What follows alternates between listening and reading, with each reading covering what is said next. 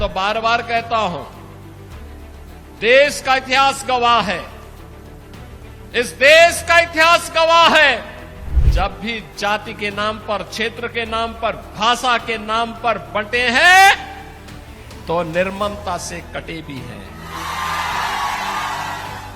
महाराष्ट्र विधानसभा चुनाव के रुझानों में भाजपा के नेतृत्व वाले महायुति गठबंधन को बड़ा बहुमत मिलता हुआ दिख रहा है। वहीं कांग्रेस, उद्धव ठाकरे और शरद पवार का महाविकास आघाड़ी गठबंधन काफी पीछे रह गया है। हालात ये हैं कि रुझान भाजपा और उसके सहयोगी दलों की लहर दिखा रहे हैं, जबकि शरद पवार, उद्धव ठाकरे और कांग्रेस के लिए निराशा नजर आ रही है। ऐसे में राजनीतिक विश्लेषकों का मानना है कि राज्य में शायद यूपी के सीएम योगी आदित्यनाथ का नारा बटेंगे तो कटेंगे असर दिखा रहा है। सीएम योगी ने कई रैलियों में यह नारा उठाया था और इसकी खूब चर्चा भी हुई थी। माना जा रहा है कि इस नारे का असर हुआ और अब जमकर पोलराइजेशन देखने को मिला है। इस नारे का असर ऐसा था कि पीएम नरेंद्र मोदी ने भी अलग स्वर में ही सही, लेकिन एक हैं तो सेफ हैं की बात कही थी, जो एक तरह से इस नारे का विस्तार ही था। एक है तो सेफ है, एक है तो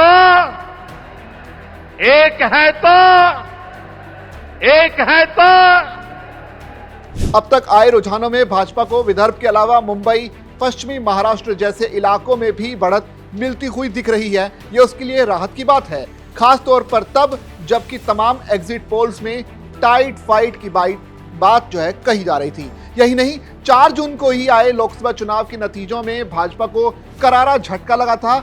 माना जा रहा था कि यदि इस रुझान में जनता महाविकास आघाड़ी को बड़ी जीत ला सकती है तो फिर बाकी गठबंधन का क्या होगा। अब सारे कयास हैं कि गलत साबित हो रहे हैं और भाजपा और उसके सहयोगी दलों ने बड़ी सफलता हासिल की है। दरअसल लोकसभा चुनाव में महाविकास आघाड़ी के दलों ने आरक्षण छीनने और संविधान बदले जाने का प्रचार किया था।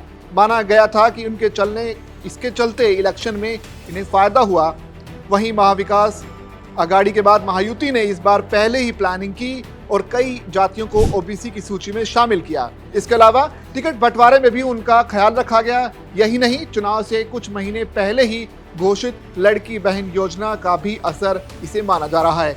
डिप्टी सीएम देवेंद्र फडणवीस ने तो पहले ही कहा था कि राज्य में बढ़ा हुआ वोट हमारे पक्ष में है। उनका कहना था कि इतिहास बताता है कि जब भी वोट प्रतिशत बढ़ा है तो हमें ही फायदा हुआ है। फडणवीस ने कहा था कि लड़की बहन योजना के लोगों ने उन्हें खूब पसंद भी किया है और उनके समर्थन में लोग बाहर निकले हैं। महाराष्ट्र में इस बार योगी आदित्यनाथ की भी बहुत ज्यादा सक्रियता थी। उन्होंने उन इलाकों में कई सभाएं की थी जहां यूपी और बिहार के रहने वाले लोगों की संख्या ज्यादा है। जाहिर है, महाराष्ट्र की इन चुनावों के जो नतीजे आ रहे हैं उसमें योगी आदित्यनाथ का बटेंगे तो कटेंगे जो नारा था वो काफी सुपरहिट होता हुआ नजर आ रहा है। और अगर इन रुझानों पर यकीन किया जाए तो एक बड़ी जीत की तरफ महायुति गठबंधन आगे बढ़ रहा है। अगर आपको ये वीडियो पसंद आया तो आप इसे लाइक और शेयर कर सकते हैं। साथ ही महाराष्ट्र चुनाव की सारी अपडेट्स आपको मिलती रहेगी दैनिक जागरण पर। आप इन्हें सब्सक्राइब करना ना भूलें।